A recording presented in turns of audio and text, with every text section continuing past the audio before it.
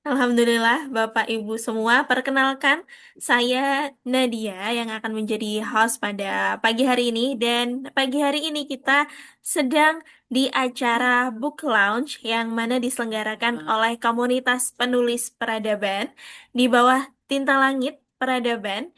Yang mana kita ini adalah suatu pelatihan penulisan dari buku fiksi maupun non-fiksi. Dan dari komunitas penulis peradaban ini lahirlah ya alumni-alumni penulis-penulis yang akhirnya bisa menuliskan karya-karyanya. Dan hari ini kita akan menyambut salah satu karya tersebut.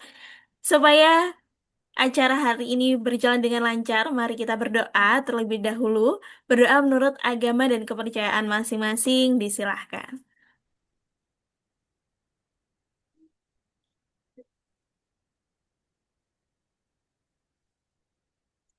Amin, amin, ya Rabbal Alamin. Berdoa dicukupkan. Oke, Bapak Ibu semua, eh, bagi yang bisa on cam, silahkan on cam. Senang sekali jika bisa berkenalan langsung dengan Bapak Ibu pada pagi hari ini. Tapi kalau misalnya memang belum bisa on cam pun tidak apa-apa. Semoga jaringannya lancar, jadi bisa tetap mengikuti acara sampai akhir.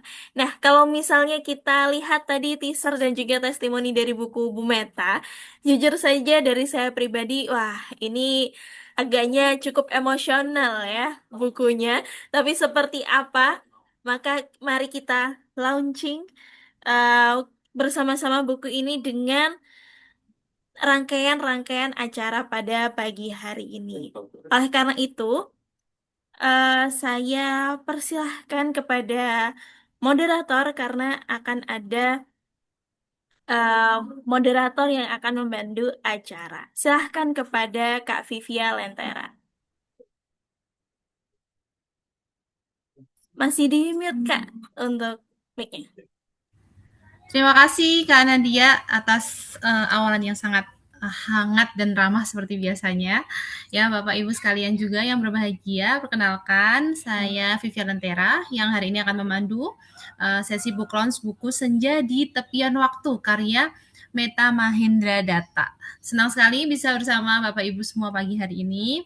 Nah, sebelum kita masuk ke sesi book launch, izinkan saya terlebih dahulu mempersilahkan sambutan istimewa ya kepada Profesor Abdul Razak Taha, budayawan sekaligus mantan Ketua Dewan Kesenian Makassar untuk menyampaikan sambutannya. Saya persilahkan Pak, apakah sudah siap? Sudah masuk ya.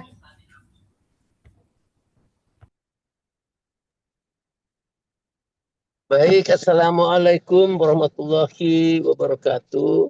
Waalaikumsalam warahmatullahi wabarakatuh. Terima kasih atas kehormatan ini, Bu Meta, Pak Abu. Waalaikumsalam Terima kasih warahmatullahi banyak.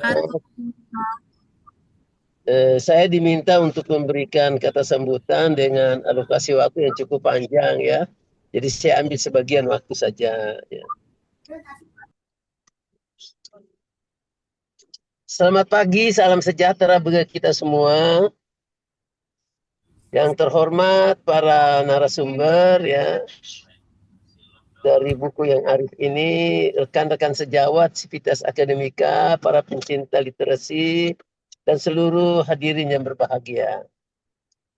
Secara khusus kepada yang kita cintai dan banggakan bersama, sang penulis yang hari ini meminjamkan jendela dunia batinnya kepada kita semua, lewat goresan pena yang indah, Profesor Dr. Meta Mahendra Data. Saya sengaja menggunakan kata Profesor Dr.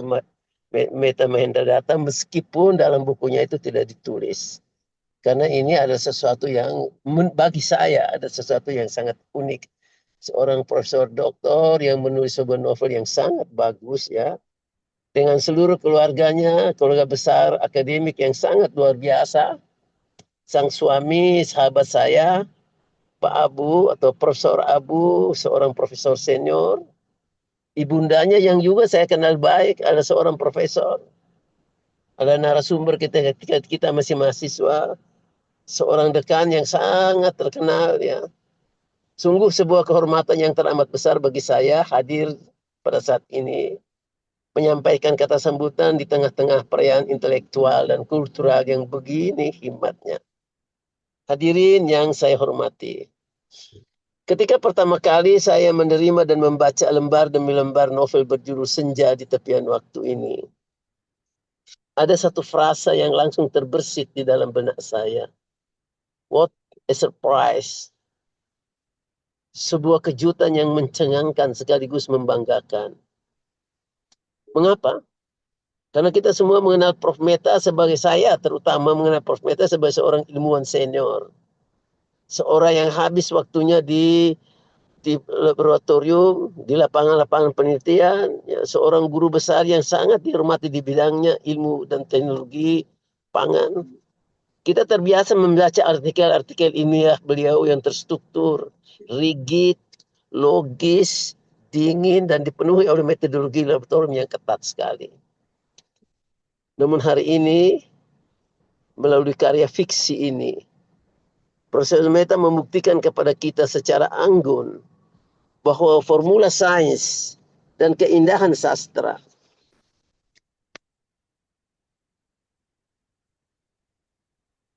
melebur secara harmonis. Jika ada anggapan bahwa tulisan sastra dari seorang ilmuwan murni akan terasa garing atau kaku, maka novel ini ada jawaban telak yang mematahkan stigma tersebut. Novel ini begitu kaya akan diksi, memiliki kedalaman emosi yang luar biasa, dan dengan sangat peka menyentuh sisi-sisi paling humanis dari kehidupan kita.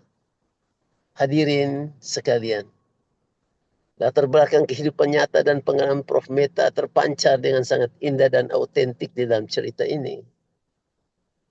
Novel ini membawa kita bertualang menelusuri fragmen-fragmen memori masa lalu sang tokoh utama bernama Meira. Saat menempuh studi doktoral di sebuah kota kecil unik yang diselimuti kabut dan salju di kaki gunung Harz, Jerman, kota Klausthal-Zelverfeld, sebuah kota pelajar yang memiliki universitas sangat tua dan mengagumkan, Technische Universitas Clausthal. Melalui alur mundur yang tertata rapi sekali dan narasi yang mengalir langsana air jernih, Meta mengajak kita menyusuri perjalanan batin seorang mahasiswa asing yang sekaligus berjuang sebagai ibu rumah tangga di negeri orang. Kita diajak tersenyum melihat kehangatan interaksi antar tetangga, hingga ikut tergerak membaca keunikan penamaan sang anak sulung, Klaus Haldi, yang sempat viral di koran lokal Jerman karena namanya diambil dari nama kota kelahiran, sekaligus toko swalayan murah meriah tempat para mahasiswa asing berbelanja.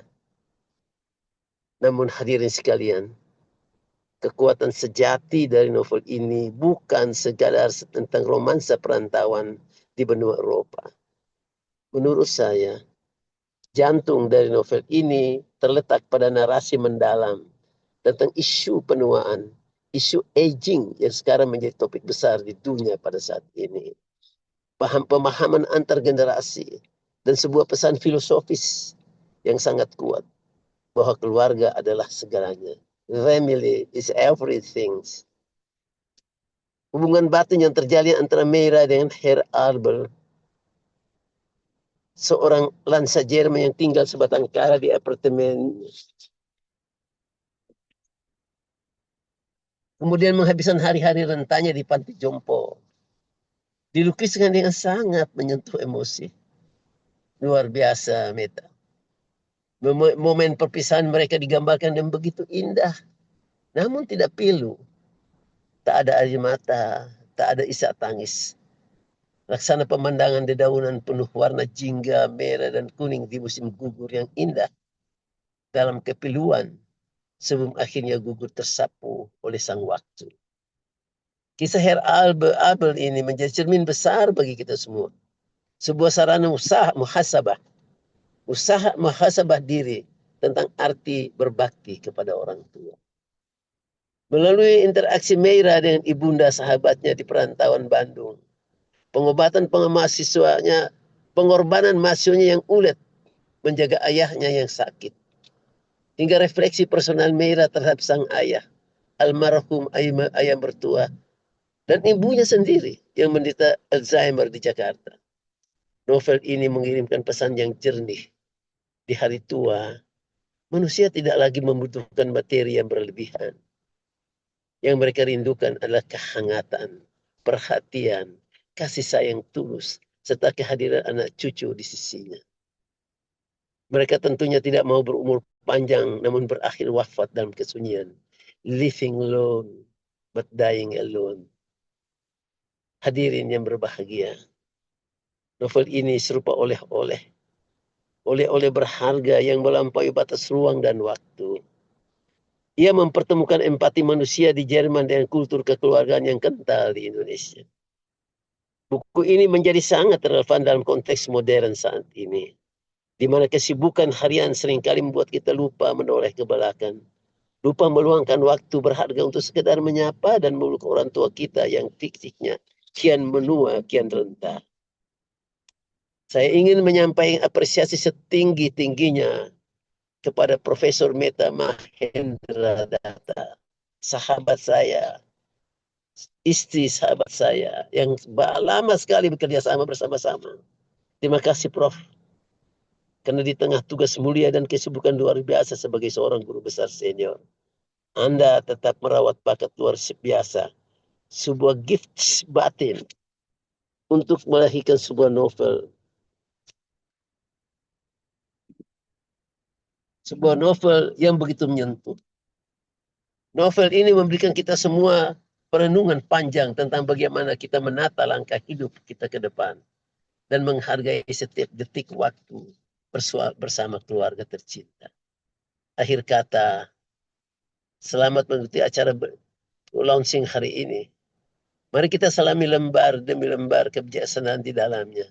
Kita diskusikan hikmahnya dan kita bawa pulang kehangatan pesannya ke dalam rumah dan keluarga kita masing-masing. Semoga Allah Subhanahu wa taala senantiasa memberikan kesehatan, kekuatan, dan usia senja yang penuh berkah, produktivitas, serta kebahagiaan bagi Prof. Meta beserta seluruh keluarga. Salam khusus untuk sahabat saya yang sangat dekat dan sangat tercinta, Prof. Abu Bakar Tawali.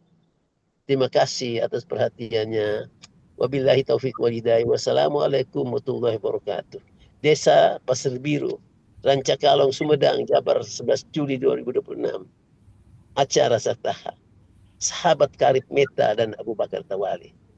Salam. Terima kasih Prof. Abdul Razak Taha, terima kasih banyak Profesor atas sambutan yang begitu indah dan istimewa ya. Baik, Bapak Ibu sekalian, sekarang mari kita lanjutkan ke sesi book launch pagi hari ini. Sebelum kita mulai, izinkan saya turut membacakan satu potongan kalimat dari buku ini yang begitu dalam maknanya. Orang-orang tua sangat membutuhkan perhatian dan kasih sayang yang tulus, terutama dari anak-anaknya. Sebuah kalimat sederhana tapi menampar dengan lembut ya Bapak Ibu sekalian. Tetapi senja di tepian waktu, menurut saya sendiri sebagai pembaca sebenarnya bukan cuma bicara soal itu saja. Buku ini membawa saya menyusuri perjalanan hidup lintas waktu dan lintas generasi. Judulnya sendiri, Senja di Tepian Waktu, terasa begitu puitis seolah mengajak kita merenung di batas waktu. Saat cahaya mulai meredup, namun kehangatan justru terasa paling nyata. Nah, tanpa berlama-lama lagi, mari kita sambut langsung sosok di balik buku ini kepada Ibu Meta Mahendra Data. Selamat datang. Nah, bagaimana kabar Ibu hari ini? Alhamdulillah sehat, Mbak.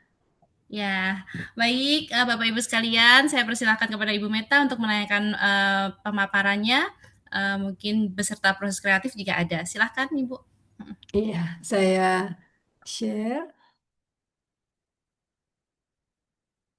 Apakah sudah kelihatan? Masih proses ya. Nah, ya sudah mulai terlihat.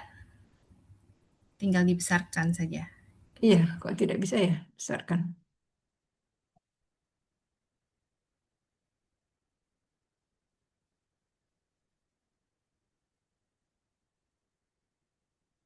Sepertinya tidak bisa. Ya, tidak apa-apa Bu. Begini saja ya? Iya. Nggak bisanya apa-apa. seperti itu. Nggak tahu ada Masih bisa masalah. terlihat juga. Ya, ada masalah sedikit ya. Baik, Assalamualaikum warahmatullahi wabarakatuh. Waalaikumsalam warahmatullahi Waalaikumsalam warahmatullahi Pagi wabarakatuh. semuanya.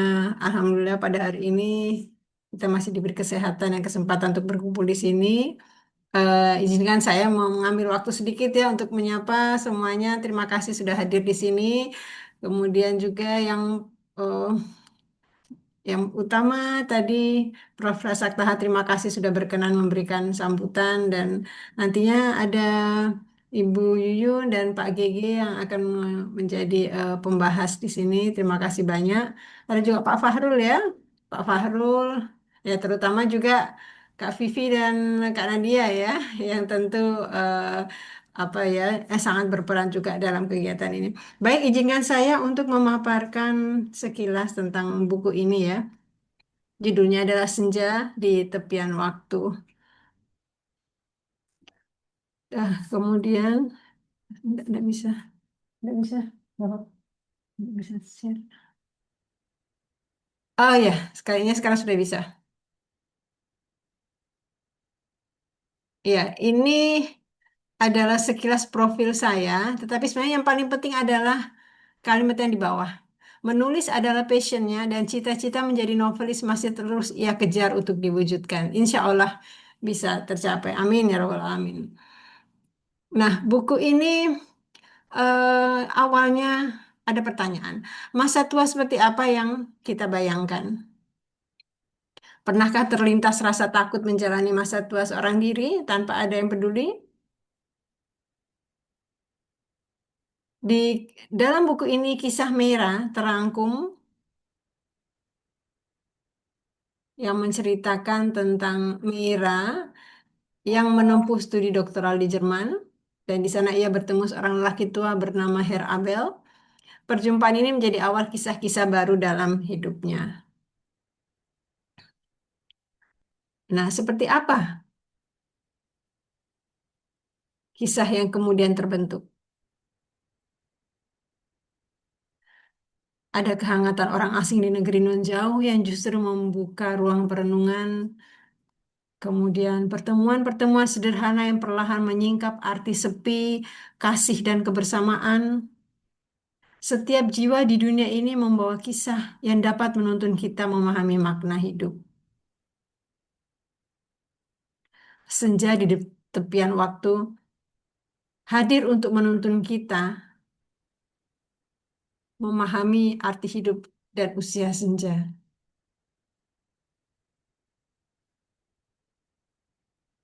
Dan ini menginspirasi dan mengingatkan kita agar senantiasa berbakti kepada orang tua. Hidup hanya sekali. Rawat dengan baik, jangan biarkan penyesalan datang. Mengajak berbuat baik kepada siapapun dan bisa dimulai dengan menjadi pendengar yang tulus. Sebab dari kebaikan dan kisah orang lain, kita kerap menemukan arti hidup yang berharga.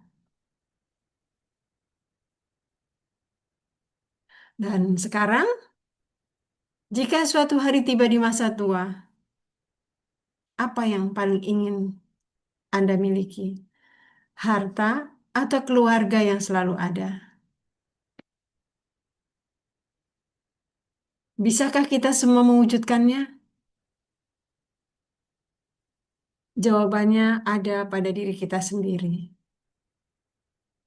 Kebersamaan, kehangatan, dan rasa memiliki dalam keluarga adalah nikmat yang patut disyukuri.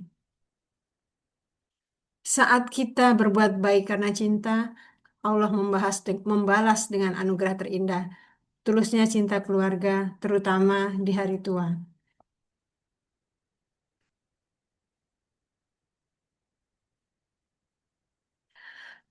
Terima kasih saya sampaikan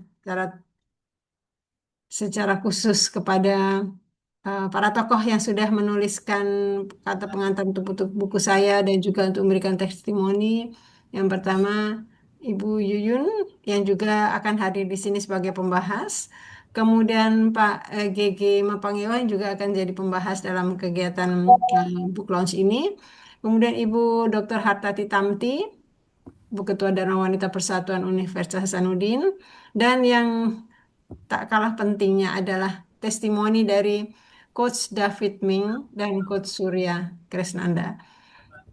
Kedua coach ini yang memberikan semangat dan motivasi pada kami, alumni Book Writing Camp, sehingga akhirnya bisa betul-betul menerbitkan buku ini. Ini sedikit spesifikasi untuk buku buku saya. Baik, mungkin saya stop share saja, kemudian eh, bisa saya ceritakan sekilas lah ya. Begitu ya, Mbak Vivi. Iya.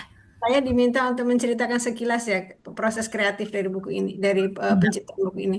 Nah, sebenarnya saya memiliki dua naskah yang sayangnya sudah bertahun-tahun mangkrak, tidak ada hasilnya. Nah, ketika saya melihat promosi tentang book writing camp yang ke-28, kemudian saya berpikir saya harus ikut ini. Temanya apa belum tahu, saya ikut dulu.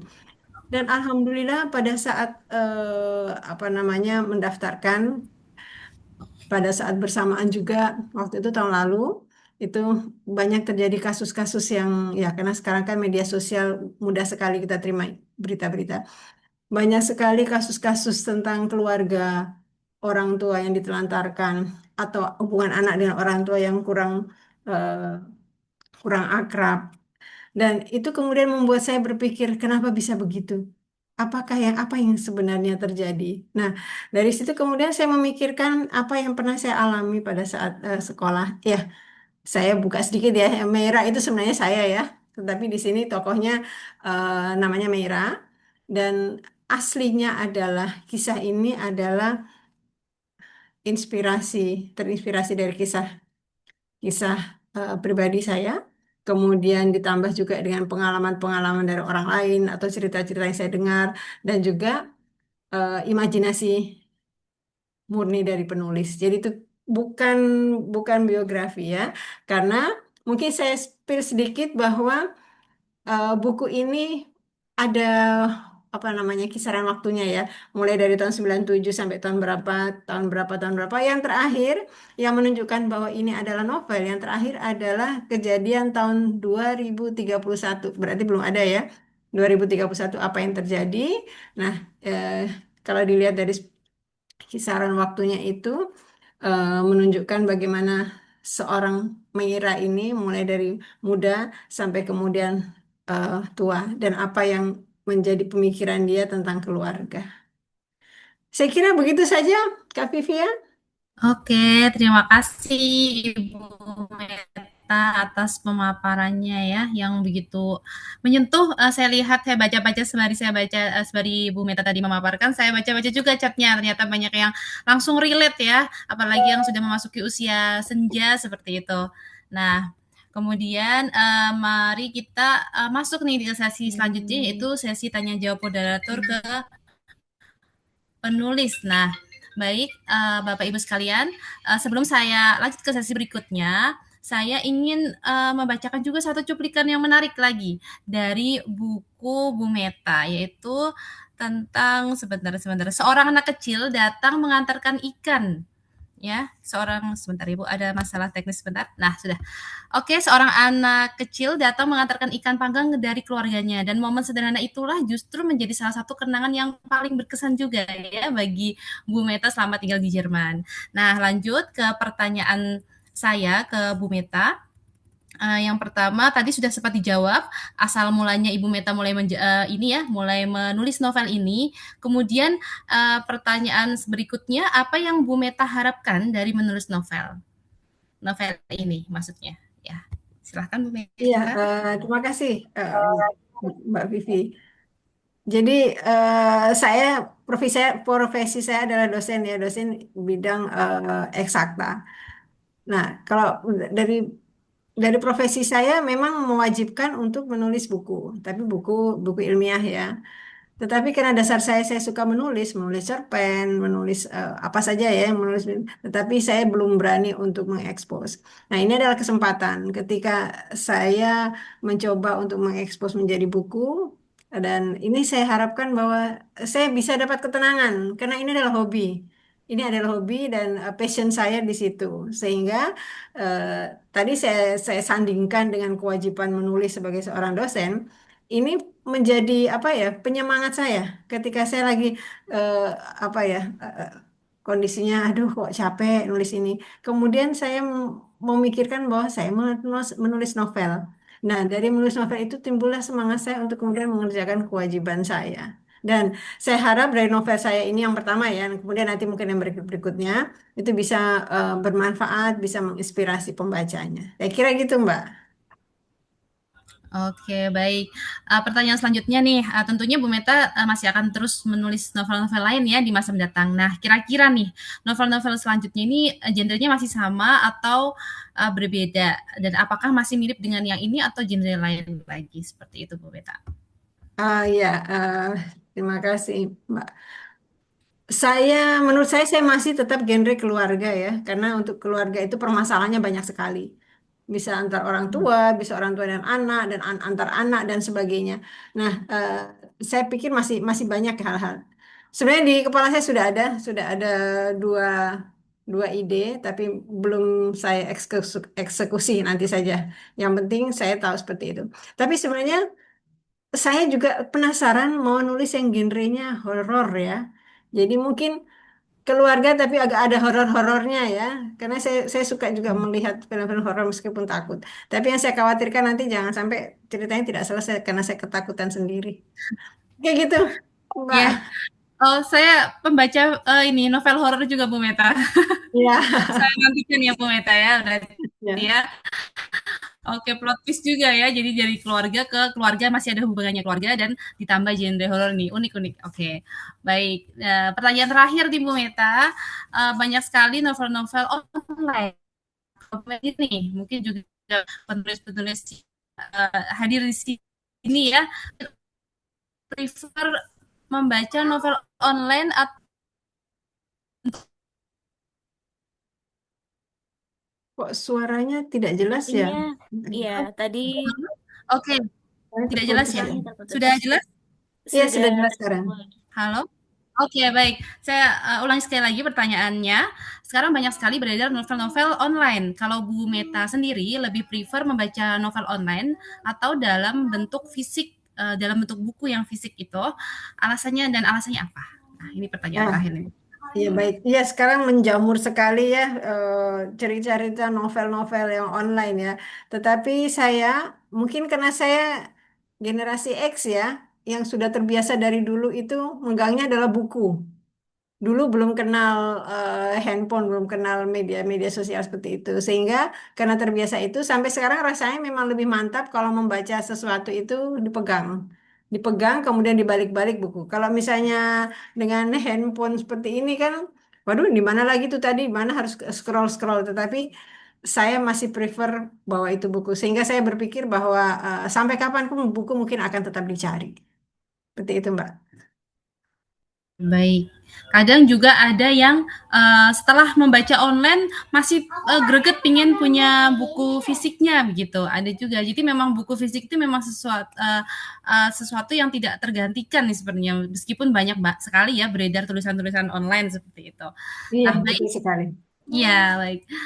Bapak Ibu sekalian, sekarang saatnya kita mendengarkan pandangan dari sisi lain, sisi pembaca dan pengamat sastra nih. Nah, reviewer pertama kita hari ini adalah seorang guru, penulis sekaligus aktivis Forum Lingkar Pena, Bapak SGG Mapangewa. Nah, ini betul nggak nih cara membacanya? Kepada Pak GG, saya persilahkan untuk menyampaikan ulasannya atas buku Bu Meta, yaitu buku Senja di Tepian Waktu. Silahkan, Pak GG. Baik, Bismillahirrahmanirrahim. Assalamualaikum warahmatullahi wabarakatuh. Waalaikumsalam Waalaikumsalam warahmatullahi warahmatullahi wabarakatuh. wabarakatuh. Waalaikumsalam. Dan selamat siang teman-teman, peserta launching buku Senja di Ujung Waktu, Senja di Tepian Waktu ya. Saya merasa sangat senang sekaligus merasa bangga didaulat sebagai reviewer dari novel ini. Jadi ada beberapa catatan-catatan saya sebagai aktivis literasi, baik itu di Forum Lingkar Pena maupun secara pribadi sebagai orang yang suka membaca buku, ya. Membaca Senja di Tepian Waktu, saya memang langsung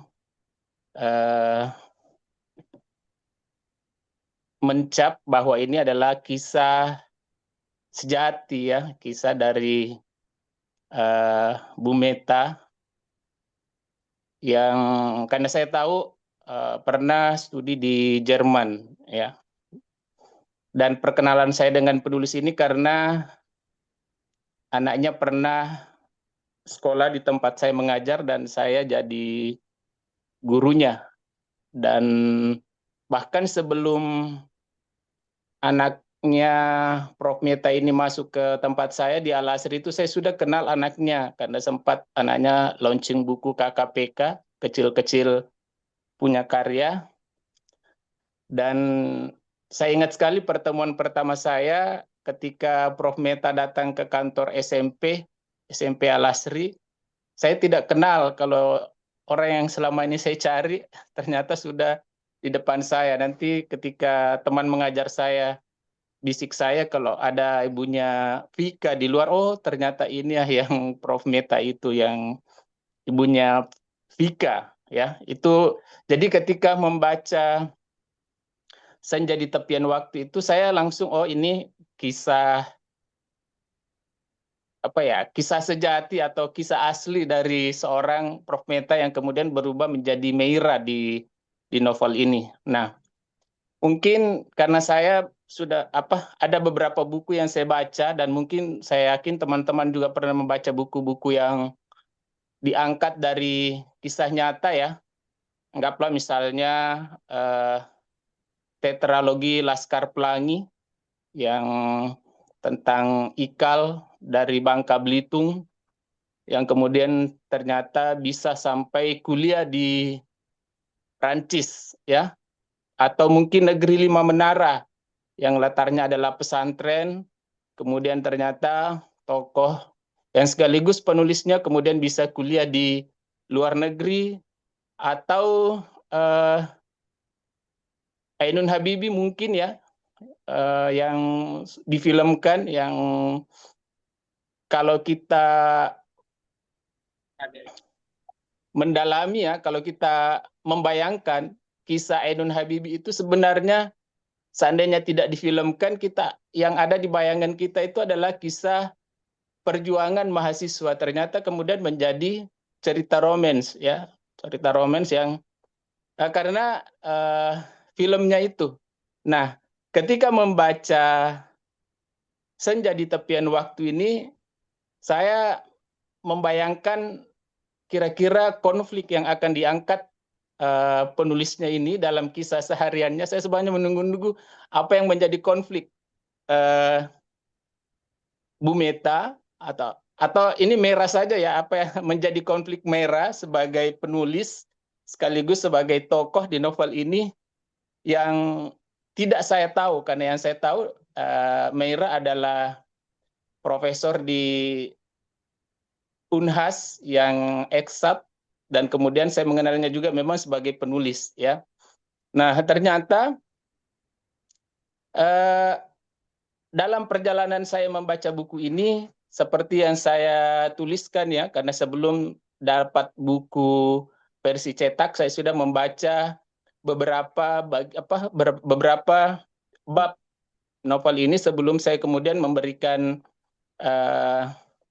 testimoni di halaman-halaman awal buku ini. Di situ saya menuliskan bahwa buku ini seperti kita menikmati pemandangan yang ada sungai dengan riak-riak kecil yang kemudian sangat menenangkan, sangat mendamaikan perasaan kita ketika kita menyaksikannya. Begitu juga ketika kita membaca novel ini, ya.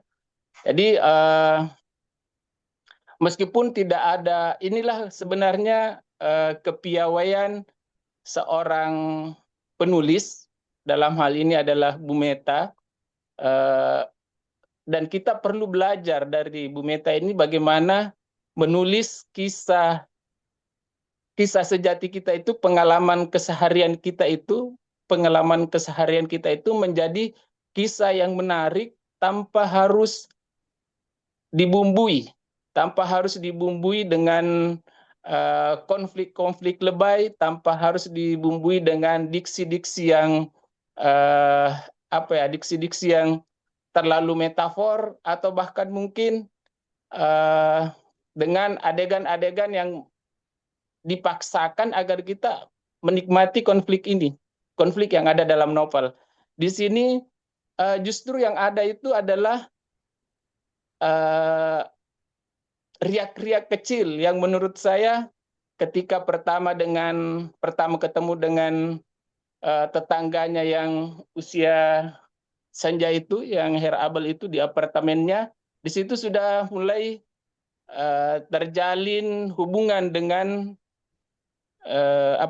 pembaca. Saya sebagai pembaca sudah merasa ada hubungan batin saya dengan tokoh Meira, dan saya membayangkan dan itu tidak, saya membacanya itu tidak diada-adakan ya. Oh, ini kan saya nulis novel, saya harus membuat pembaca untuk tertarik. Bagaimana supaya tertarik? Saya harus menjadi tokoh yang peduli dengan tetangga. Itu tidak muncul di situ ya. Memang benar-benar menulis kesehariannya, dan saya membayangkan Meira yang masih muda itu memang ya, karena saya sudah sering bertemu dengan penulisnya, saya membayangkan bertemu atau menyaksikan dalam film Meira yang masih mahasiswa itu ya, yang belum punya anak, nanti setelah di Jerman baru punya anak. Itu saya membayangkan kesehariannya seperti itu, dan itu adalah seperti yang saya katakan tadi, penulisnya sangat-sangat piawai ya, bagaimana dia bisa menulis kisahnya tanpa harus berepigon, tanpa harus ikut ke penulis-penulis lain yang bukunya berdasarkan kisah nyata itu menarik atau bahkan meledak karena adanya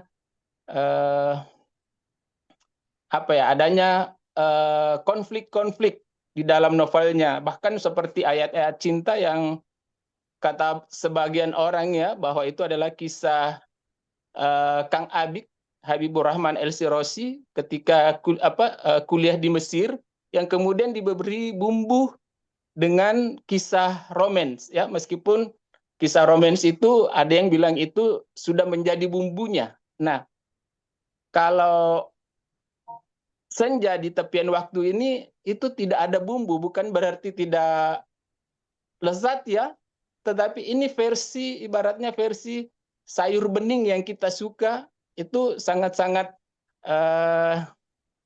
kita sangat-sangat bisa menikmatinya tanpa harus diberikan bumbu-bumbu yang kemudian malah membuat cerita, masa sih ada yang seperti itu ya, karena terlalu metafor, karena terlalu dipaksakan untuk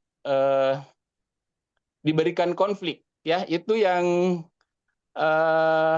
pembacaan saya terkait novel ini. Dan meskipun ini ya, meskipun itu saya anggap tadi saya metaforakan sebagai air beriak ya, yang suara gemericiknya itu mendamaikan, tapi dalam hal lain buku ini sebenarnya, novel ini sebenarnya juga adalah air tenang yang berbuaya. Air tenang berbuaya itu artinya bukan berarti tidak ada sesuatu yang harus kita ikuti di dalamnya ya, yang bagaimana penulisnya itu bisa ketika membaca Meira sudah akan pulang sudah pulang dari luar negeri, saya sudah merasa ini cerita sudah selesai, Herr Abel sudah tidak ada.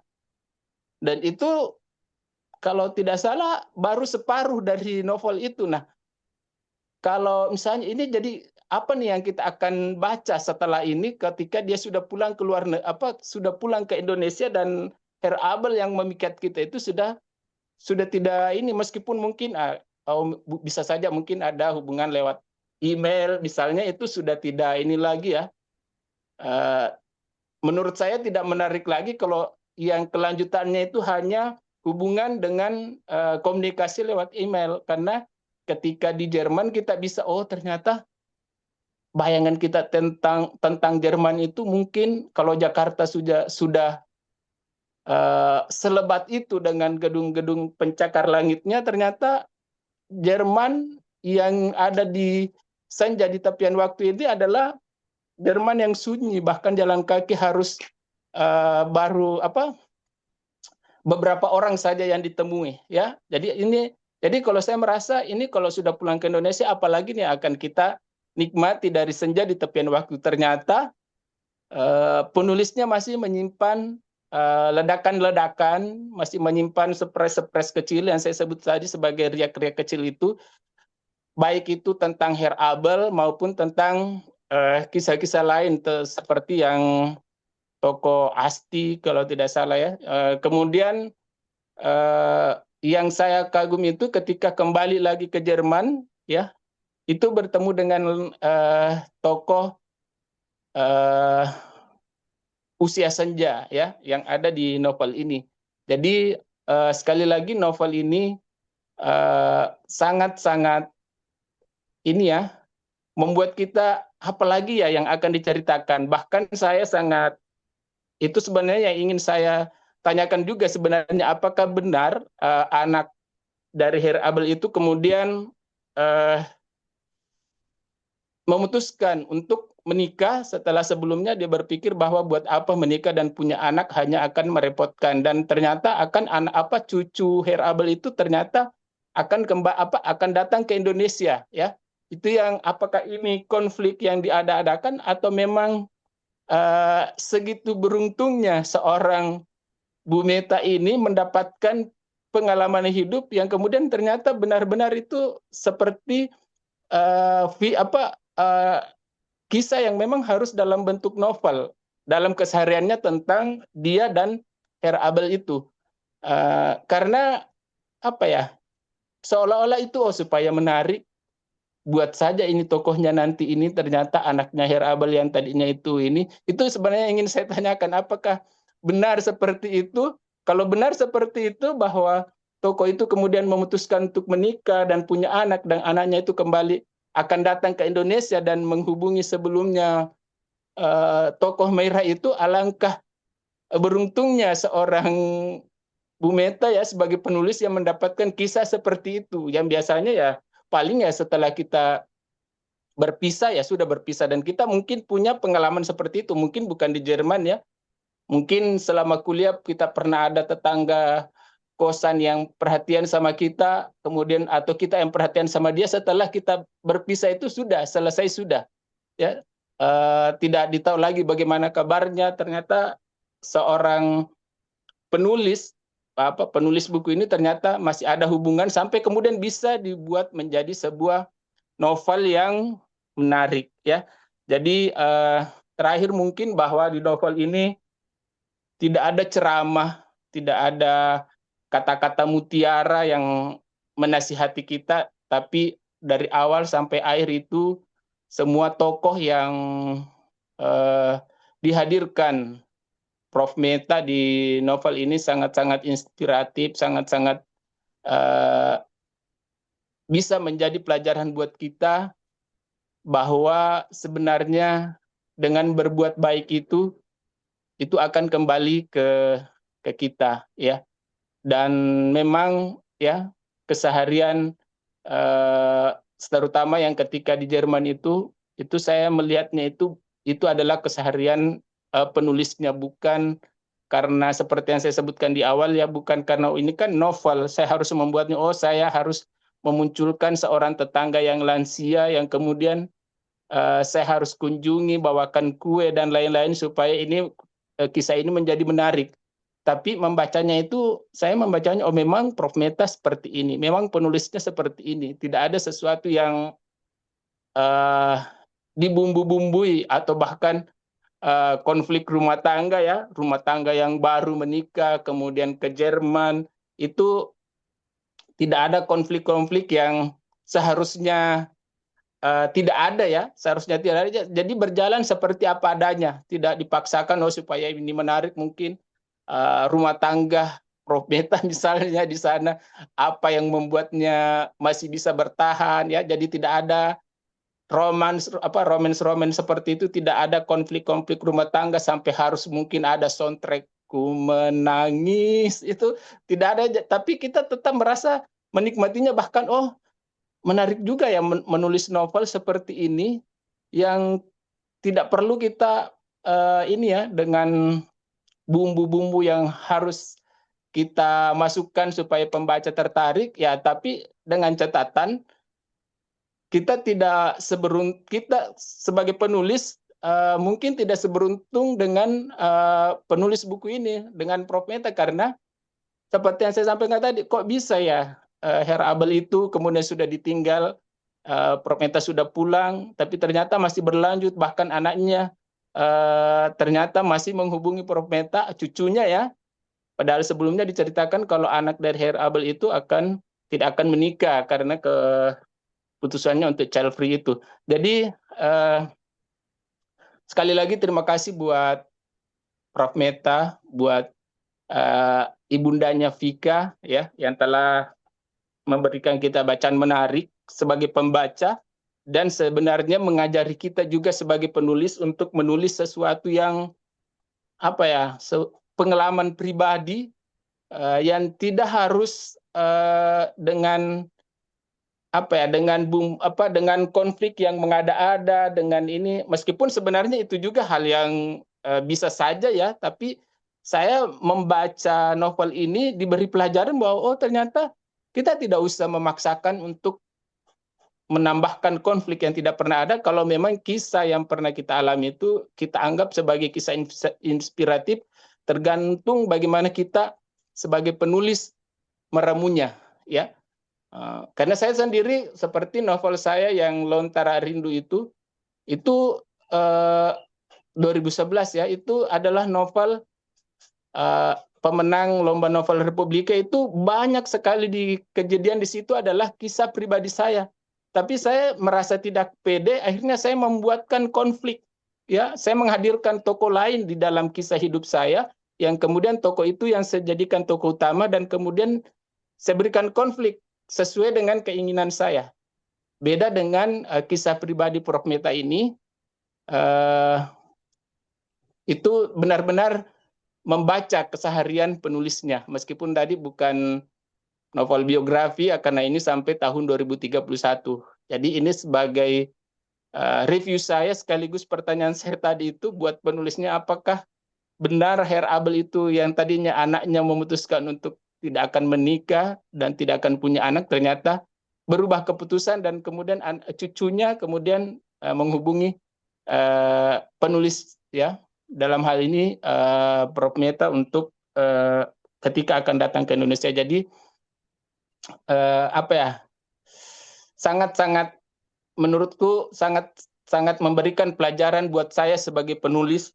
Ini ada novel yang membuat kita berusaha bisa percaya diri, bisa menulis kisah pribadi kita itu apa adanya, tapi tetap menarik ya, tanpa harus ada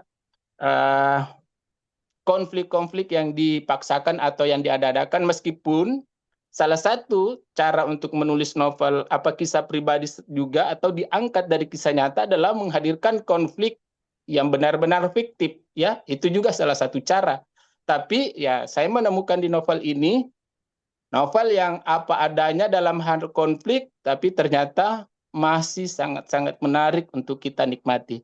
Itu dari saya sebagai pengulas pertama dari novel ini. Mudah-mudahan bisa menambah insight kita sebagai pembaca ataupun mungkin sebagai penulis yang belajar menulis atau belajar tetap bisa menulis atau tetap harus menulis ya.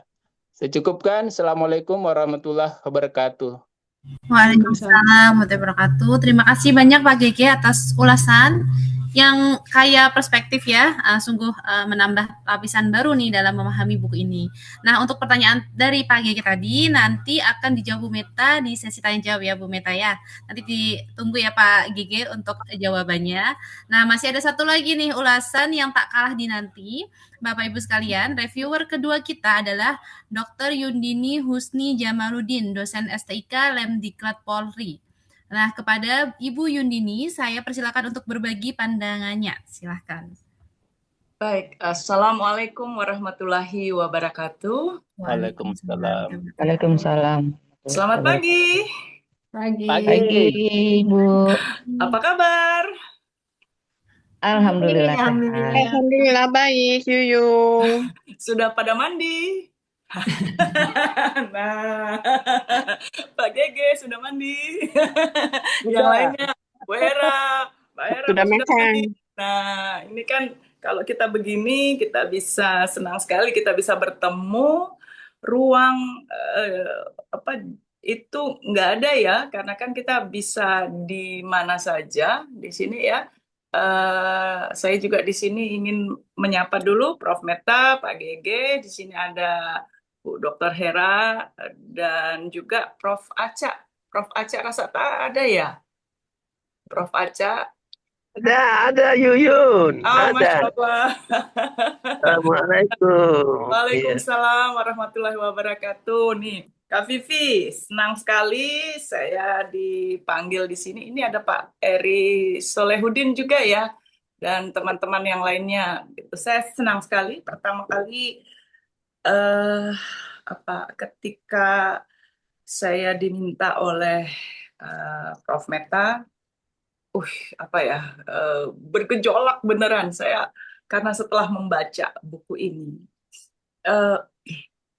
Banyak hal yang sungguh surprise bagi saya. Saya ingin menjelaskan terlebih dahulu ya latar belakangnya. Mungkin saya nggak tahu yang lainnya, tapi I know her. Gue tahu siapa ini Prof. Meta ini, gue tahu banget. Pakainya pakai banget. Dari sejak kecil dari sejak kecil jadi mengenal Bu Meta dari sejak masih kecil sekali. Jadi kecil bukan cuma kecil, tapi kecil sekali. Jadi di sini saya teman satu kelasnya dengan Ibu Hera yang ada di Bogor. Ibu Hera Maheswari, bayangin ya kami sudah berkawan dari sejak masih kecil, SD, SMP, SMA, selanjutnya sampai kita sudah sekarang seperti ini gitu ya. Dan satu hal yang membuat saya kaget, surprise luar biasa. Ya seperti tadi saya bilang, saya kenal, I know her. Yang saya tahu adalah jadi begini, saya kan mainnya sama Hera, sama kakaknya. Dia mainnya sama adik saya. Tapi saya tahu Meta yang saya kenal adalah Meta yang pendiam. Pendiam, saya nggak tahu. Ada mahasiswanya di sini, ada mahasiswanya Bu Meta. Bagaimana Bu Meta di kelas? Ya. Enggak, saya tidak pendiam lagi. Oh, itu dia. Beliau sangat pendiam. Saya melihatnya dia bermain gitu ya, diem gitu ya. Jadi hampir sama dengan adik saya juga demikian ya. Jadi mereka bersama. Sementara Bu Hera dan saya, nih Bu Hera. Ayo, jangan buka rahasia ya. Kami berdua itu sangat outspoken, riang, pokoknya gembira aja setiap hari dalam segala cuaca. Gitu. Nah, dan betapa saya kebetulan lama enggak bertemu Bu Meta, sehingga pada suatu hari saya ada rapat di Unhas membahas, karena kebetulan saya menjadi chairman untuk Indonesia Bahrain Business Association, dan saya disampaikan bahwa Unhas itu mempunyai usaha bidang inovasi-inovasi, dan di situ dalam rapat ada seorang profesor yang membahas tentang karena ada coklat gitu. Terus saya menyampaikan saya ada kenalan di sini, adik saya dari pertanian namanya Prof. Meta. Satu ruangan itu ketawa semua karena itu adalah suami beliau yang saya ajak bicara itu. Baik, jadi kemudian jadi setelah sekian lama saya tidak bertemu dengan adik kecil yang pendiam itu, tiba-tiba saya melihat bukunya. Ada beberapa buku sebelumnya ya, tapi kemudian dia menuliskan suatu karya sastra. Jadi ini satu shifting gitu ya. Dari yang saya tahu dia menjadi dosen. Dan dosennya bukan dosen fakultas sastra, tapi dosen fakultas pertanian yang tentu saja dia kesehariannya bergulat di laboratorium, kan begitu ya. Hal-hal scientific gitu. Gimana bisa dia menuliskan dan bisa menemukan jadi gitu dalam karya sastra itu diksi itu adalah hal yang sangat penting, kritikal banget. Kalau tadi disampaikan Pak Dede menyampaikan bahwa ini apa konfliknya bagi Mera gitu. Memang tidak ada konflik. Saya juga sebetulnya saya mau menyampaikan itu. Konflik bagi Mera nggak ada. Tapi pembaca seperti saya itu menjadi nggak karu-karuan beneran. Ini yang makanya saya berkali-kali setiap kali ketemu sama atau berbicara dengan Bu Meta, saya selalu menyampaikan kok bisa ya. Iya, di situ dia mah santai aja menuliskan kisahnya dengan pergaulan, pertemuan dengan Herr Abel.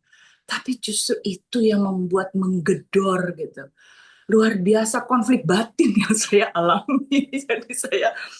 Jadi dianya enggak, tapi justru itu menghadirkan pembaca seperti saya itu apa?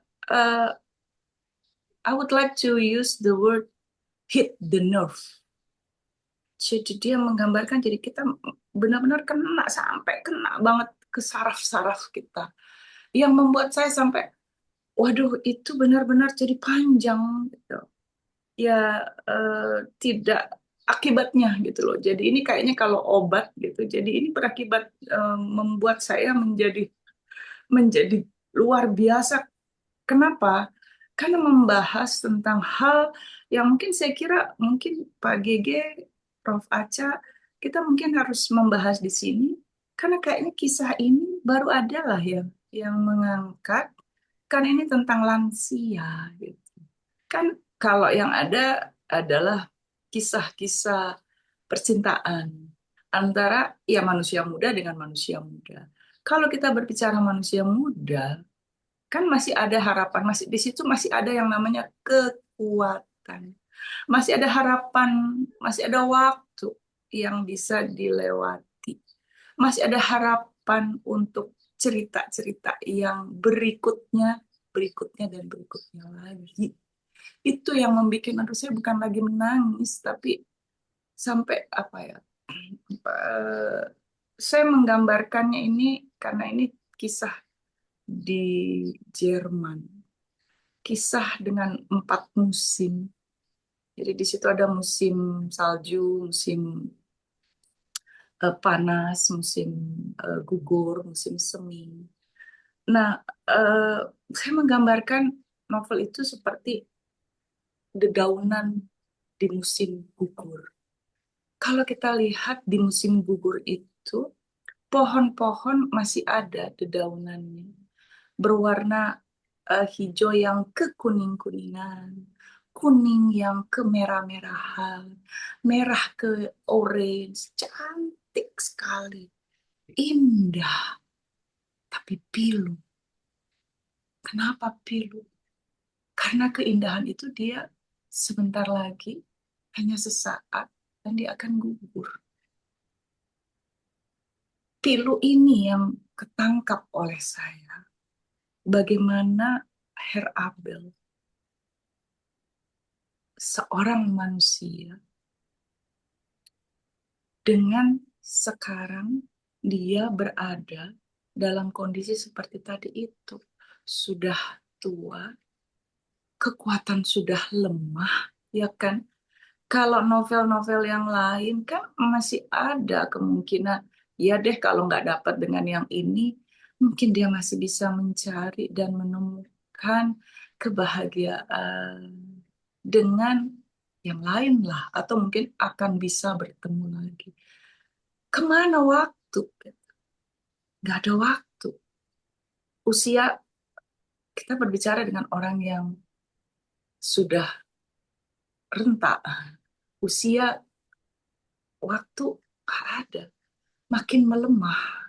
Gitu ya. Terus kemudian nggak ada yang memperhatikan. Dan itu bagi eh, peradaban di Jerman, kita berbicara Jerman, itu dianggap biasa orang sendiri. Dan nanti ditaruh di tempat jompo. Itu hal yang biasa. Tapi kita melihatnya itu nggak biasa. Novel ini, kisah ini, karya sastra ini, karya sastra yang tadi saya sampaikan, hit the nerve banget sampai ke dalam, gitu. Benar-benar mengguncang, membuat saya tidak bisa melupakan eh, karya ini. Gitu. Jadi penggambarannya itu sama. Kenapa ada sejumlah ya kita sebutkanlah karya sastra banyak, tapi kan ada yang dibilang yang picisan, ada yang terus. Termute. Bu Yundini mana? Oke, sorry. Karya-karya sastra. Kan banyak juga karya-karya sastra yang karya sastra biasa. Ada karya sastra yang panjang, diingat selamanya. Misalnya kita melihat Gone with the Wind, itu kan tidak sekedar satu karya sastra. Di situ kita benar-benar mendapatkan penggambaran tentang bagaimana kondisi Amerika pada masa-masa perang Civil War gitu ya. Perang saudara di sana itu penggambarannya itu sangat luar biasa. Nah, mungkin sedikit saya ingin menyampaikan apa yang related dengan sekarang. Pemakaman Ayatollah Ali Khamenei gitu ya. Kenapa banyak orang itu juga menjadi tergetarkan? Mungkin juga baru menyadari ya umurnya 80-an tahun, 83 tahun ya. Seorang berumur 83 tahun. Nah, ini yang kita lihat ternyata umur 83 tahun dia mampu menyeberangi gitu. Luar biasa, satu-satunya pemimpin di dunia yang berani melawan hegemoni besar seluruh dunia gitu, Amerika dan jajarannya. Hanya seorang itu gitu, dan tiba-tiba dia tiada gitu, dan kayaknya sekarang kita baru terbuka lah, baru tahu gitu, oh ternyata dia begini begini begini segala macam. 83 tahun. Juga mungkin kita mesti melihat kepada uh, Mahathir Muhammad ya, menjadi umur 92 tahun. Nah, bagaimana di Jerman, karena kan latar belakangnya adalah Jerman. Tadi disampaikan kalau kita mau beli rokok, misalnya kalau di sini orang mau beli rokok sebatang atau mau beli masako, at any time aja bisa. Gitu. Lagi sementara masak, kurang ini, lari sebentar ke sebelah beli bumbu bisa gitu ya. Tapi Bu Meta, kalau kurang mau lagi masak di sana bisa pergi kemana? Jauh sekali. Untuk pergi cari, misalnya cari bawang putih, kurang bawang putihnya atau kurang bawang merahnya, bisa nggak lari ke sebelah beli warung, Bu Meta? Bisa nggak? Di Jerman bisa nggak? Ya, kan nggak ada. Nah, ini saya pikir yang telah ditulis, dan kalau tadi ada pertanyaan, apakah akan menulis lagi tentang masalah-masalah seperti ini? Menurut saya, berteruslah untuk menuliskan hal ini. Karena konflik keluarga itu adalah konflik yang banyak, sangat banyak. Spektrumnya itu luas, tapi dalam sekali. Gitu. Ini yang saya kira mungkin mengapa novel Bu Meta ini ke bawah terus gitu, ke dalam pikiran. Nggak bisa saya melupakannya, karena Bu Meta berbicara tentang humanity. berbicara hal yang sangat esensial dari menjadi seorang manusia. Bu Meta dengan sangat casually menggambarkan ini semua.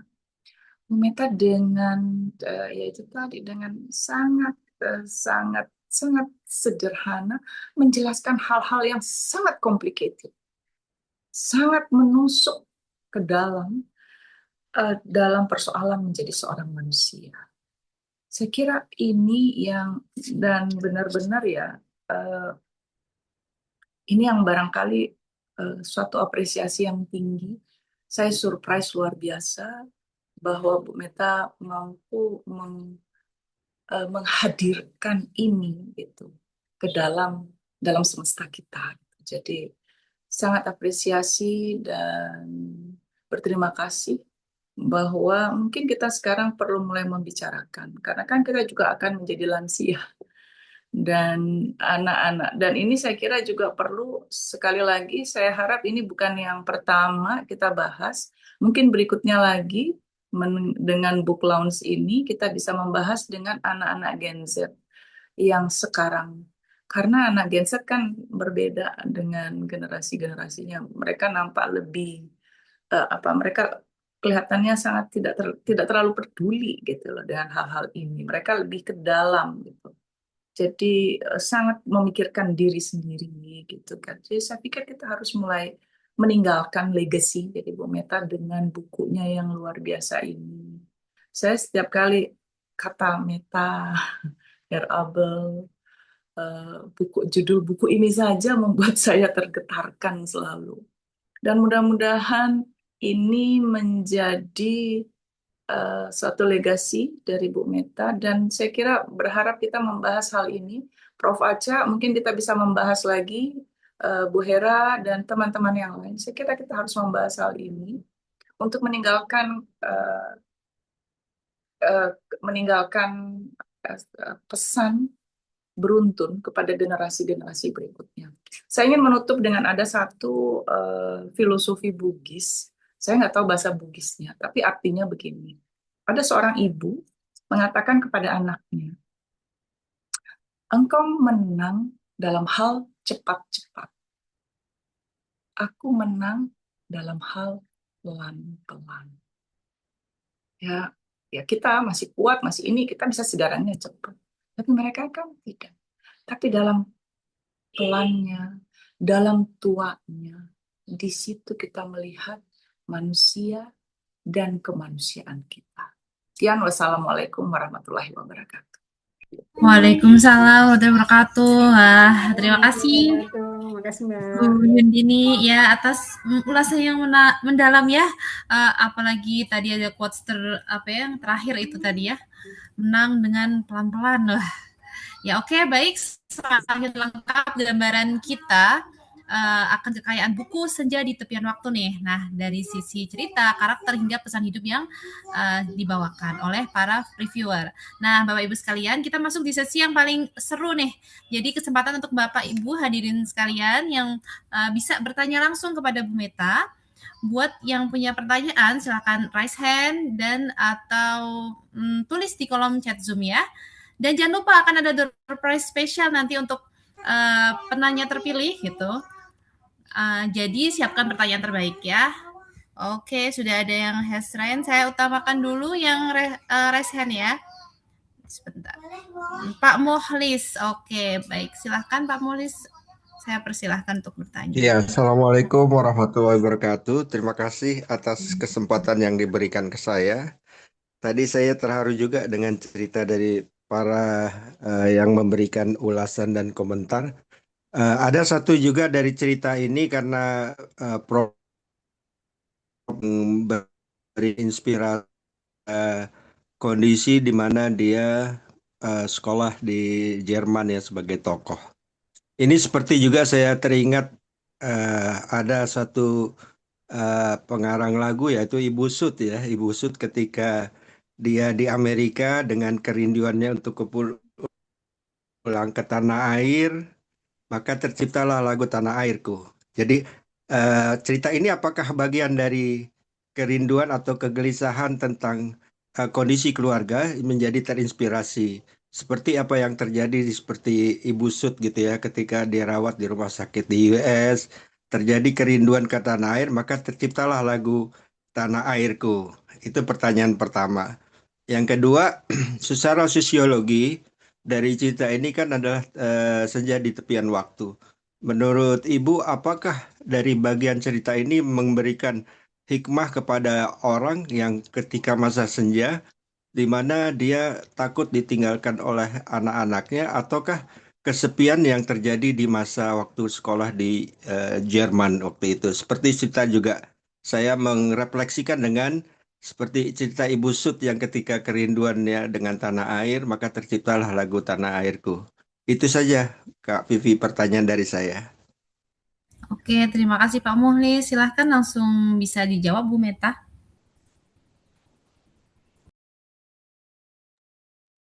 Baik, tadi yang dari Pak Muhlis ya. Terima kasih Pak Muhlis atas pertanyaannya, atas apresiasinya. Eh, Kalau tadi yang diceritakan Bu Bu Sud itu menulis menulis lagu pada saat masih di sana ya. Nah, kalau saya menulis novel ini terinspirasi dari kisah yang sudah terjadi puluhan tahun yang lalu. Tetapi karena pada dasarnya saya itu memang mudah untuk mengingat hal-hal seperti itu, sehingga apa ya, ya dengan lancar saya menuliskannya dalam sebuah novel. Seperti itu, Pak. Tetapi kemudian saya perlu tekankan bahwa ini kisah terinspirasi dari novel terinspirasi dari kisah nyata. Jadi artinya bukan murni kisah nyata saya, karena kalau murni kisah nyata saya kan jadinya autobiografi. Jadi seperti itu, Pak.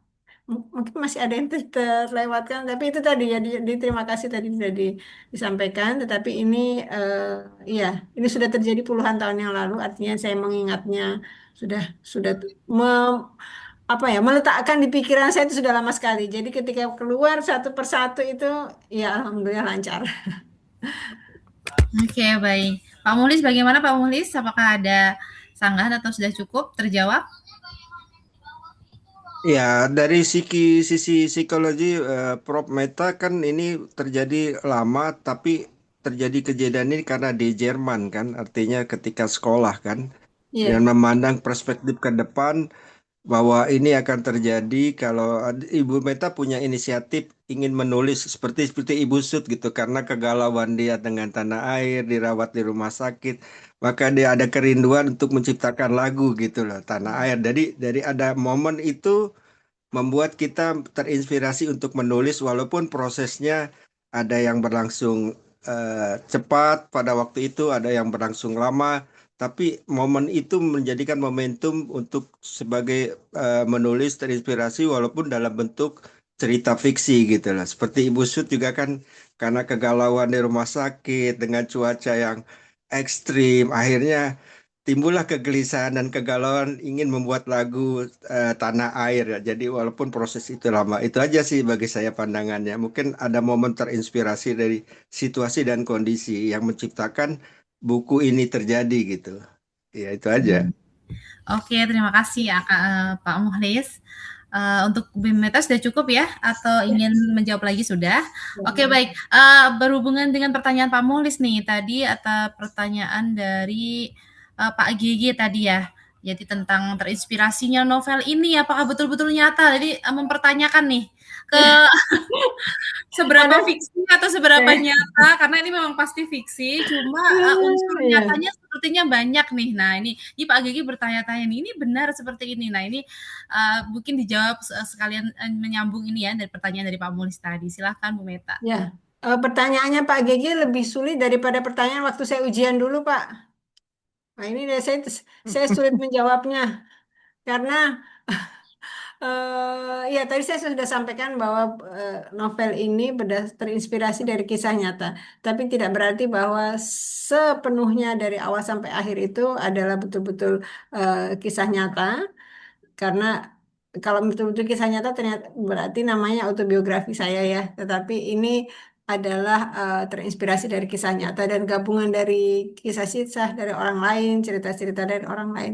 Jadi begitu Pak Gigi yang bisa saya sebutkan. Saya tidak bisa menjelaskan bagian mana yang nyata, bagian mana yang tidak, yang khayalan Mohon maaf Pak Gege. Oke, baik. Mbak, Nah, Assalamualaikum, boleh? oke, silakan Bu Nur Sadah. Oke, Iya. bisa. Silakan. Iya, terima kasih. Assalamualaikum warahmatullahi wabarakatuh. Waalaikumsalam warahmatullahi wabarakatuh. Luar biasa saya menyimak hari ini dari awal mulai sambutan Prof. Haja, kemudian ada ulasan dari pengarang luar biasa. Saya salah satu karyanya juga yang menjadi disertasi saya Pak Gege, Lontara Rindu dari Sidenreng ya. Sejak Rindu Lontara Cinta dari Sidenreng. Kemudian ada Mbak Meta. Mbak Meta alhamdulillah saya sangat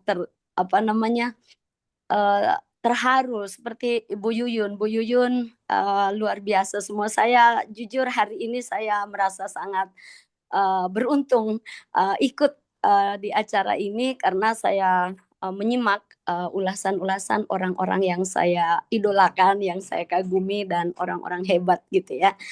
Jadi Mbak Meta, sedikit saja pertanyaan saya, mungkin Mbak Meta masih ingat ya teman di Ramses kemarin ya. Jadi proses kreatif, memang yang salah satu yang menarik sekali itu karena mengalir, begitu mengalir. Nah, jadi saya juga selalu punya kisah yang menurut saya selalu saya mau tuliskan tapi tidak pernah terwujud gitu ya. Jadi saya sangat ingin mengetahui bagaimana proses kontemplasi, proses kreatif yang dilakukan oleh Mbak Meta.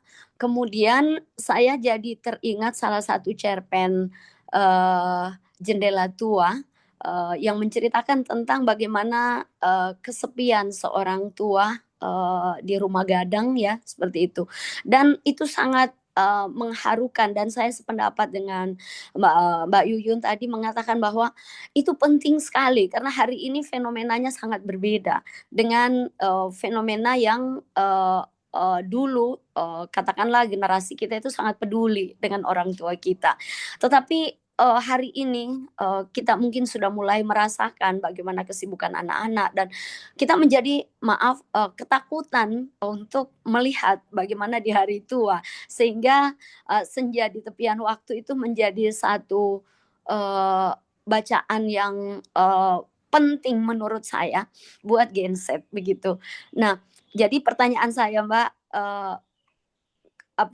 proses kreatifnya itu gimana supaya saya juga bisa berkreasi seperti itu? Yang kedua, apa memang dari awal itu Mbak Meta menentukan bahwa tema ini penting karena ya kita lihat fenomena sekarang itu berbeda dengan pengalaman yang kita alami sehingga menurut saya minta maaf temanya itu tentang kepedulian kemanusiaan begitu seperti itu.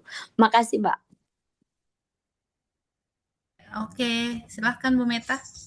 Ya, terima kasih. Dek, saya manggilnya Dek ini ya. Iya. Adek. Adik-adik. Adik ya, ini dulu tetanggaan kos di Ramses ya, asrama mahasiswa pada saat saya menjadi dosen baru. Iya. Dosen muda.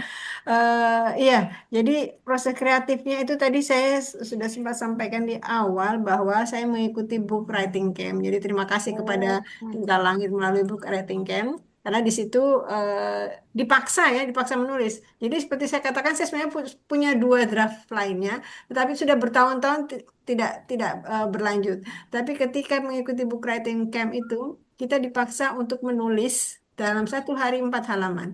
Apa saja ditulis. Nah, sehingga apa yang ada dalam pikiran kita itu kita tuangkan. Dan kita tidak boleh edit.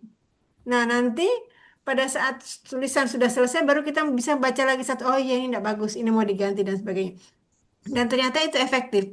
Artinya dalam satu waktu kita mengeluarkan apa yang ada dalam pikiran kita tanpa mempertimbangkan ini cocok enggak, ini tidak dan sebagainya. Sehingga kita bisa mengeluarkannya dengan tenang. Nah, itu yang saya rasakan. Sehingga ketika itu menjadi satu tulisan, itu saya merasa bersyukur sekali bahwa saya bisa menghasilkan novel ini. Dan saya teringat kata-kata mungkin di sini Mbak Vivi ingat ya, Coach Surya kayaknya yang selalu mengatakan bahwa tulisan yang baik, buku yang baik, novel yang baik itu adalah yang tuntas.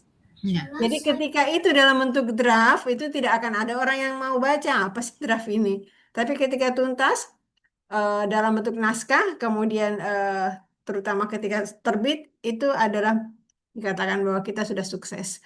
Seperti itu. Jadi tulis saja apa yang ada dalam pikiran, Dek.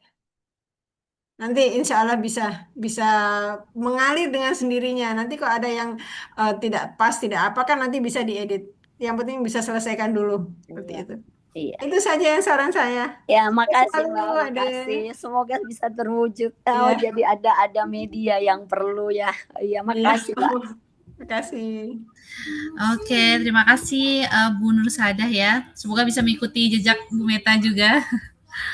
Ya, masih ada pertanyaan lain di kolom chat. Saya bacakan dulu yang dari pertanyaan pertama yang ditanyakan sebentar dari Bu Erna Budiarti. Nah, izin bertanya kepada Prof Meta, apakah yang mendorong Ibu menulis buku yang menginspirasi ini? Mungkin sudah terjawab ya, jadi tidak perlu ini sampaikan dijawab lagi.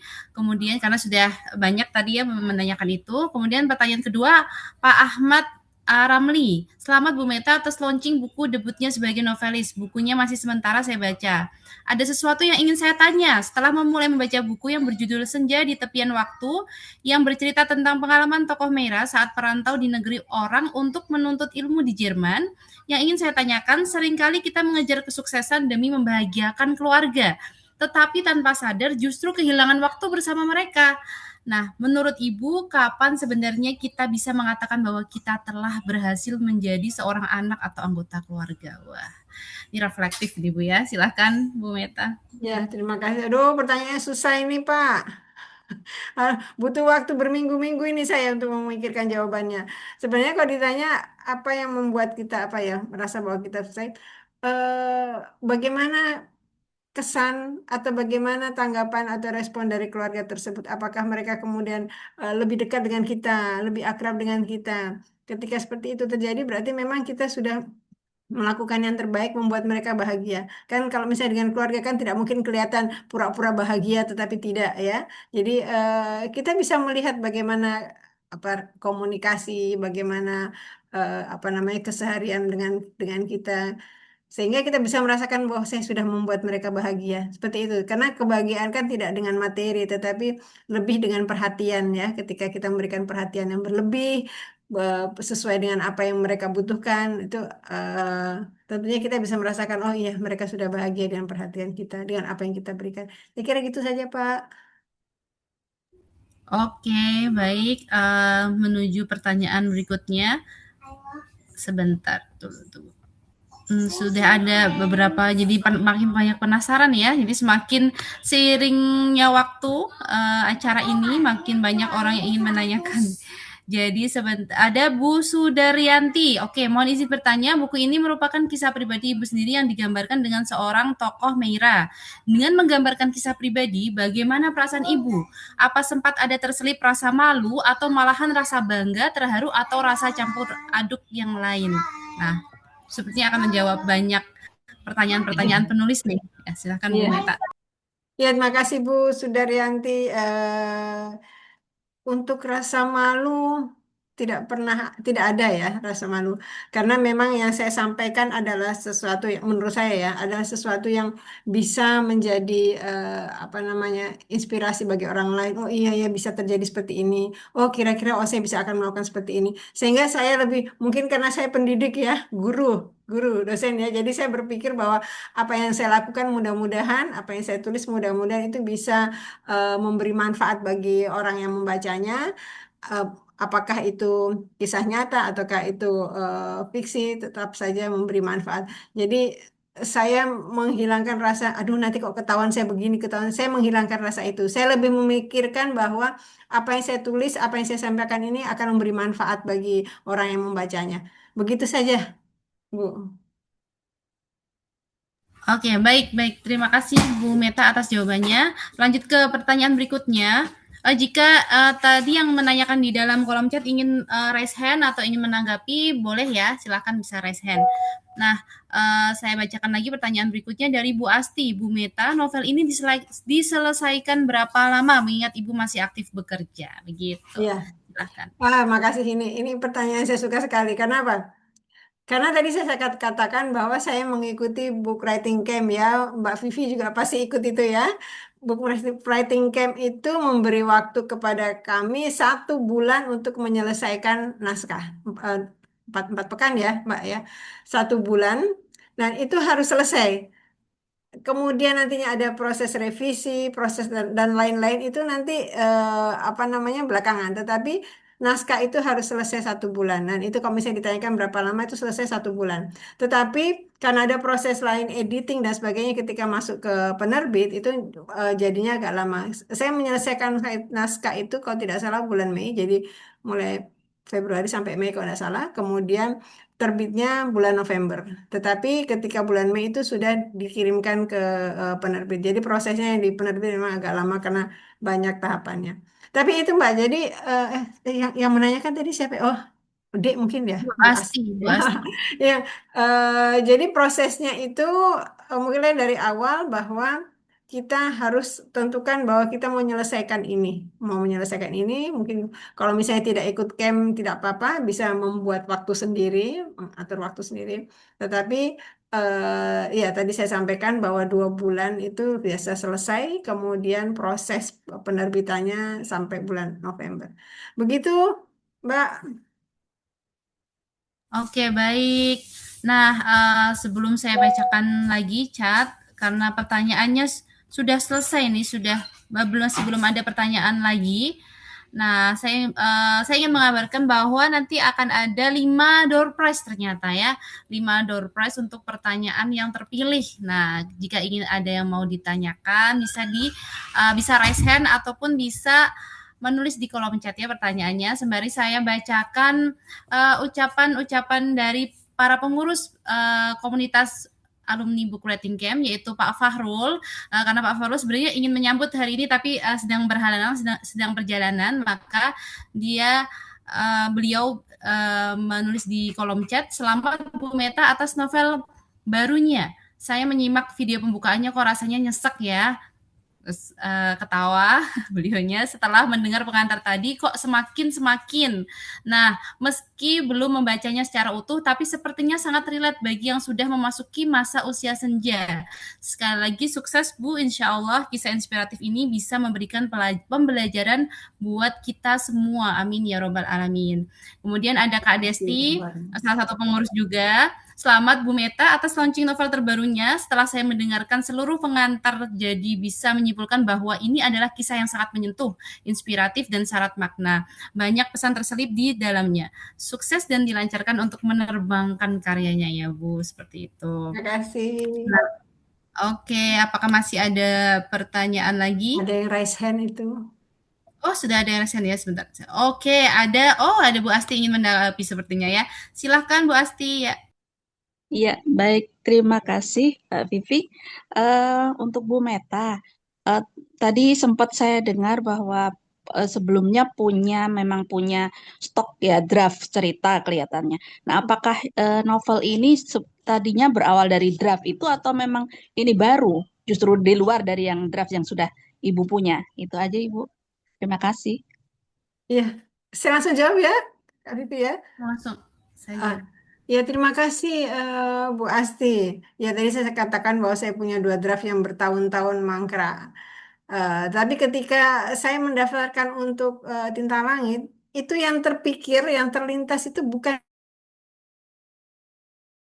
sesuatu yang baru yang belum pernah saya pikirkan. Tapi karena pada saat saya menulis itu kita lihat kondisi di Indonesia yang banyak kejadian orang tua diterlantarkan lah, ada hubungan anak dan orang tua tidak akrab dan menimbulkan masalah. Itu kemudian saya berpikir saya harus menulis tentang orang tua, tentang sesuatu yang kaitannya dengan orang tua atau lansia. Nah, kemudian salah satu yang terpikir bahwa ada pengalaman saya waktu studi, yang itu kemudian saya ramu sedemikian rupa. Jadi prosesnya sebenarnya cepat sekali, Bu. bukannya sampai bertahun-tahun, itu mungkin dalam hitungan beberapa hari, aduh saya mau ini, saya mau nulis ini, yang kemudian muncul langsung muncul apa yang ingin saya sampaikan. Saya kira begitu Bu Asti. Ya, begitu Bu Asti. Apakah ada tanggapan lagi? Saya kira cukup Bu, Mbak Vivi. Makasih Bu Meta. Ya. Ya. Selamat. Masih mute, Pak. Oke, baik. Saya cek lagi apakah ada pertanyaan di kolom chat dan apakah ada yang raise hand? Belum ada ya. Baik, karena sudah di ujung waktu juga kita di acara hari ini, maka saya akan sebelum saya serahkan ke Kak Nadia, saya akan membacakan beberapa ya ucapan-ucapan yang ada di kolom chat. Dari tadi ada Pak Ahmad tadi menanggapi bahwa terima kasih Bu Meta gitu atas jawabannya gitu ya, dia menanggapinya lewat kolom chat. Kemudian sebentar saya bacakan lagi, ada Bu Erna, Assalamualaikum, sukses selalu Bu Meta. Kemudian ada ada Bu Sudaryanti, Masya Allah, selamat dan sukses Bu Meta. Ada Dr. Heri Solehudin, selamat, sukses dan berkah selalu Prof. Meta. Kemudian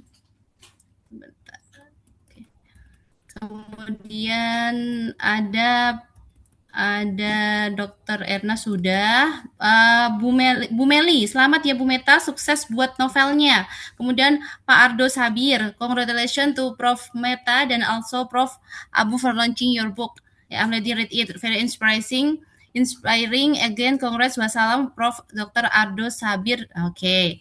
Oke, terus kemudian Masya Allah Bu Asti di tengah tugas pekerjaan masih bisa menghasilkan novel yang menyentuh berdasarkan sambutan Prof. A.R. Taha. Oke, baik, kemudian selamat Prof untuk ini Bu Devina Nur Anita, selamat Prof untuk launching novel barunya, semoga senantiasa menginspirasi banyak orang dan semoga saya juga bisa menulis buku nantinya, barakallahu fikum ya, seperti itu.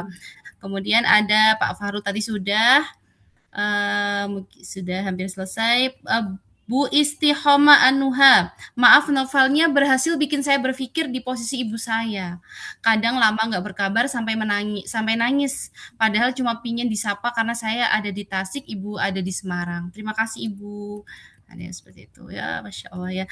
Sepertinya kalau yang relate tuh tersentuh sekali ya, karena ini bahkan mungkin saya pribadi kan akan mengalami kan dilema-dilema itu gitu ya. Jadi apalagi yang sudah sedang mengalami pasti akan sangat tersentuh gitu ya dengan cerita Bu Meta. Pak Ahmad Ramli sepertinya sudah ya, sudah semua. Pak Muhli, selamat Prof. Meta launching buku, sukses terus buat legacy 1 juta peradaban. Terima kasih semuanya para hadirin yang sudah memberikan ini ucapan-ucapan kepada Bu Meta, ucapan selamat kepada Bu Meta dan yang sudah bertanya. Saya sebagai moderator undur diri nih, dan kemudian nanti untuk pengumuman door prize dan kemudian ada foto bersama, sesi bersama akan dipandu oleh Kak Nadia. Silahkan Kak Nadia.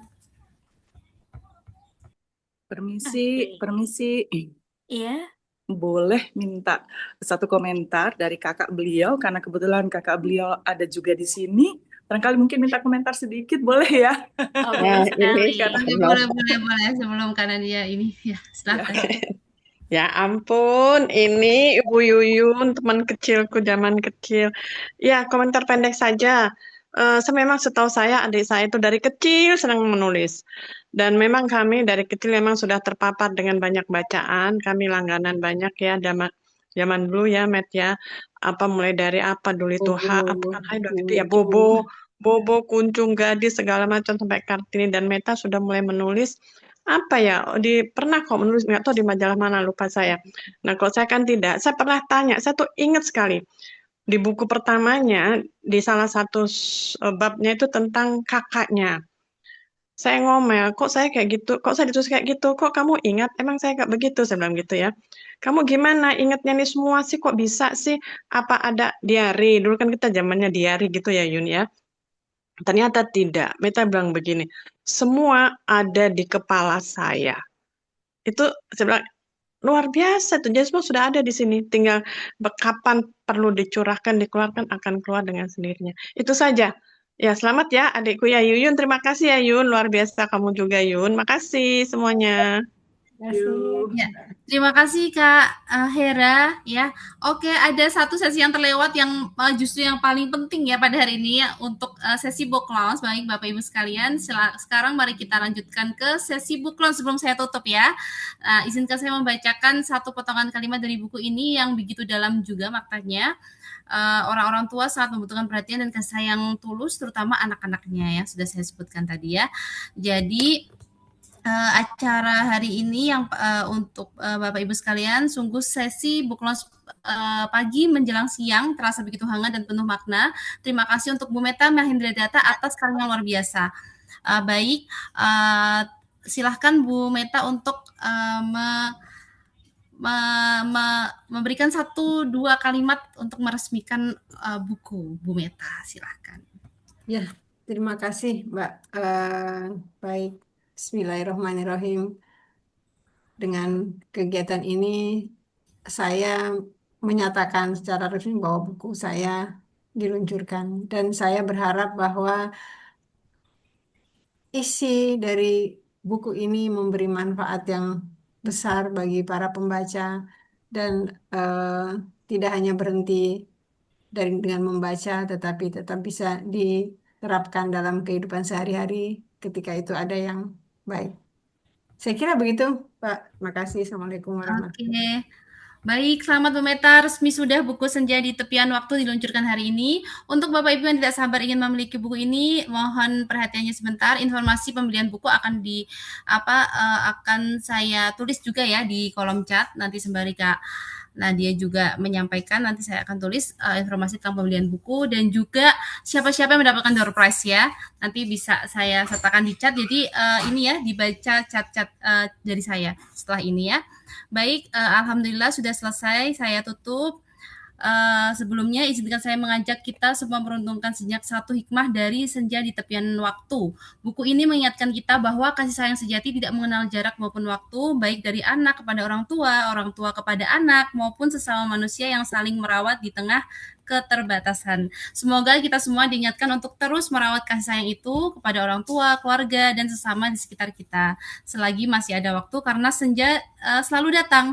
Dan yang terpenting adalah bagaimana kita mengisi tepian waktu itu dengan ketulusan. Nah, sampai di sini dulu sesi bersama saya. Selanjutnya saya akan kembalikan ke Kak Nadia selaku host untuk mengumumkan pemenang door prize, memandu sesi foto bersama dan nutup acara. Kepada Kak Nadia, saya persiapkan untuk pemenangnya nanti saya tulis di kolom chat ya Kak Nadia. Ya. Baik, terima kasih banyak Kak Vivi sudah memandu book launch pada pagi hari ini. Dan saya ucapkan selamat untuk Bu Meta, akhirnya lahir juga buku yang penuh perjuangan ya Bu, karena ditagih terus. Iya, betul. Kita beri tepuk tangan dulu untuk Bu Meta, luar biasa. Karena dalam prosesnya tentu tidak mudah, apalagi ini juga menuliskan kisahnya, emosionalnya, seperti itu. Dan Bu Meta ini book writing camp batch 28 ya.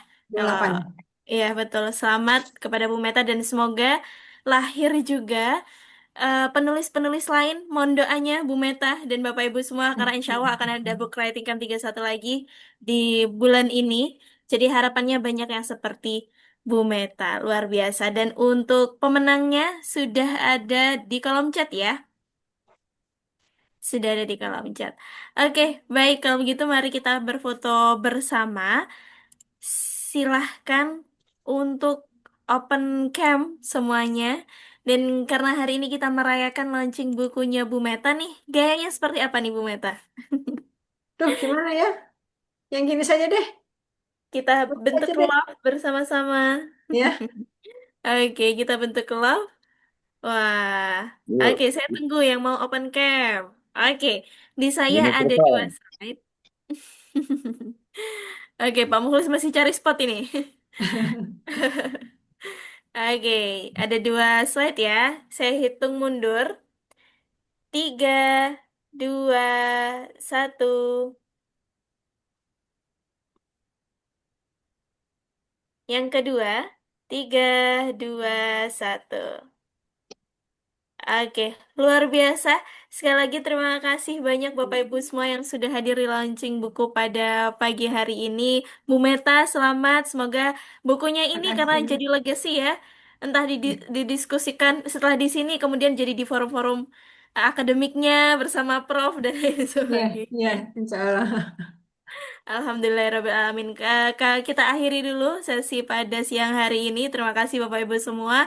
Wassalamualaikum warahmatullahi wabarakatuh. Waalaikumsalam Waalaikumsalam warahmatullahi warahmatullahi wabarakatuh. Terima kasih wabarakatuh. Bu Terima Erna, Pak kasih, Heri, Mbak. Terima Bu kasih. Sukses, Fajar, Bu Meta. Bu Hera, Sukses ya. ada Mas saya Assalamualaikum. juga. Selamat, Prof. Assalamualaikum Terima kasih warahmatullahi Yuyun. wabarakatuh. Sukses ya, Dek Meta Ya, ya. Prof. Ada ya, ya.